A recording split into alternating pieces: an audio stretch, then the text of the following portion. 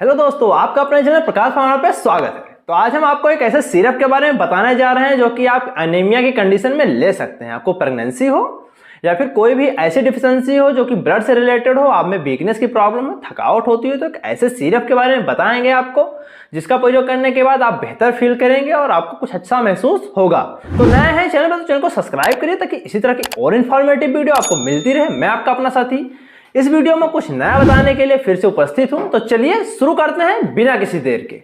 तो सबसे पहले आइए मिलिए हमारे प्रोडक्ट ऑर्बिटोन सिरप से। आपने भी इस नाम के ब्रांड का सिरप मार्केट में सुना होगा या फिर कभी ना कभी इसको देखा जरूर होगा। आपके भी मन में सवाल आता होगा कि कहां पे आप इसका प्रयोग कर सकते हैं, कौन कौन सी कंडीशन है जहां पे आप इसका प्रयोग बेहतर तौर पे कर सकते हैं और आपको बेहतर रिजल्ट नजर आएंगे। तो चलिए सबसे पहले मैं आपको इसकी कंपनी से रूबरू कराता हूं, जो कि medley pharmaceutical private limited company है जो इसका निर्माण करती है। इसकी जो मार्केट वैल्यू करीब 170 से लेकर 180 रुपए के बीच में मार्केट में वेरी कर रही है। इस सिरप को मैं आपको अंदर से खोल के दिखा दे रहा हूं ताकि आपको सही से अंदाजा हो जाए कि ये सिरप देखने में कैसा होता है। तो जैसा कि आप देख सकते हैं, ऑर्बिटोन अंदर से देखने में कुछ इस तरह का दिखाई पड़ता है। इसकी जो पैकेजिंग होती है वो प्लास्टिक की बोतल में पैकेजिंग होती है, जिससे कि आपको कैरी करने में ज्यादा आसानी होती है और आपको इसको टूटने की दिक्कत नहीं होनी चाहिए।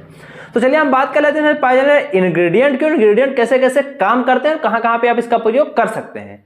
तो बेसिकली जो ऑर्बिटोन सिरप है इसमें बेसिकली 4 प्रकार के इंग्रेडिएंट पाए जाते हैं। जो पहला इंग्रेडिएंट होता है वो आयरन होता है, जो दूसरा इंग्रेडिएंट होता है फोलिक एसिड होता है, जो तीसरा इंग्रेडिएंट होता है विटामिन सी होता है और जो चौथा इंग्रेडिएंट होता है वो विटामिन B12 होता है।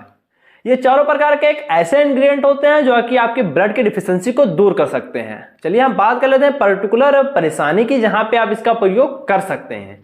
तो बेसिकली अगर आपको एमेलोब्लास्टिक एनीमिया हो या फिर आपको किसी भी प्रकार की एनीमिया हो या फिर जॉन्डिस की प्रॉब्लम हो, यानी आपके शरीर में पीलिया होती जा रही हो, आपका शरीर पीला पड़ता जा रहा हो, आपके शरीर में खून की कमी हो, आपको चक्कर आने की परेशानी हो, आप एक प्रेग्नेंट लेडी हैं जिनमें खून की कमी होती जा रही है, जिनके हाथ पैर फूलते चले जा रहे हैं, उनमें ब्लड की डिफिशियंसी है, या फिर आप नॉर्मल पर्सन है जिनमें खून की कमी लगातार बनी रहती है, आपको भूख न लगने की समस्याएं होती हैं, जब आप चलते हैं तो आपके आंखों के सामने धुंधला सा नजर आता है, जब आप खड़े होते हैं तो आपको चक्कर सा महसूस होता है, आपको हमेशा वीकनेस बनी रहती है, आपके शरीर में पूरे बॉडी पार्ट में पेन होता रहता है, आपकी नसों में पेन होता रहता है, या फिर आप में ब्लड की डिफिशियंसी, हीमोग्लोबिन की डिफिशियंसी हो या फिर बहुत ज्यादा वीकनेस हो, आप किसी ऐसे सिरप के तलाश में हो जो आप प्रयोग करें आपकी सारी परेशानियां दूर हो जाएं या फिर रिड्यूस हो जाएं, तो आप इन सब कंडीशन में ऑर्बिटोन सिरप का प्रयोग कर सकते हैं। अगर आप इसको अपने बच्चों को देना चाहें जिनमें कि वार्म के इन्फेक्शन की वजह से कोई परेशानी हो, उनके पेट में कोई दिक्कत हो जिसकी वजह से उनको खून न बनने की प्रॉब्लम हो, या फिर उनकी आंखें की जो पुतलियां हैं वो पीली पड़ती जा रही हैं, उनका चेहरा ग्लो ना कर रहा हो,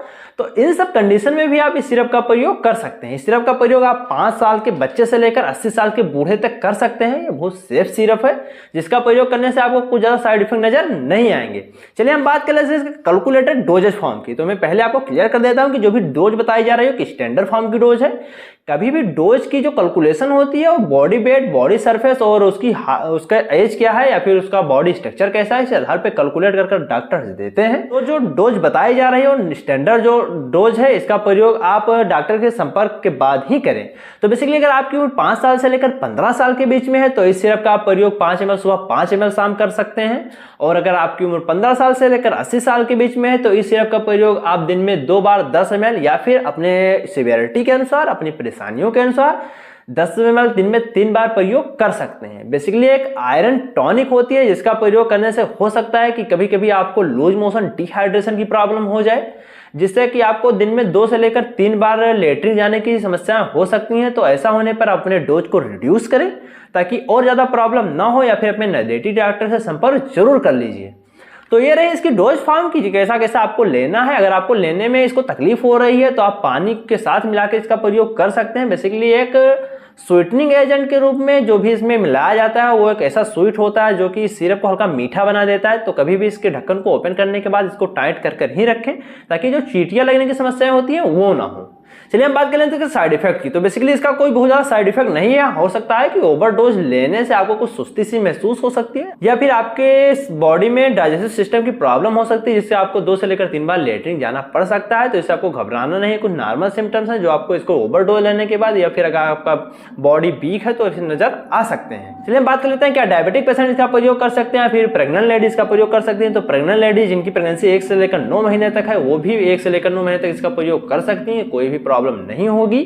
अगर आप एक डायबिटिक पेशेंट है तब भी इसका प्रयोग कर सकते हैं। अगर आप में आयरन की डिफिशिएंसी, खून की डिफिशिएंसी, आपके शरीर में झुंझुनाहट की परेशानी या फिर चींटियां काटने की प्रॉब्लम हो रही है।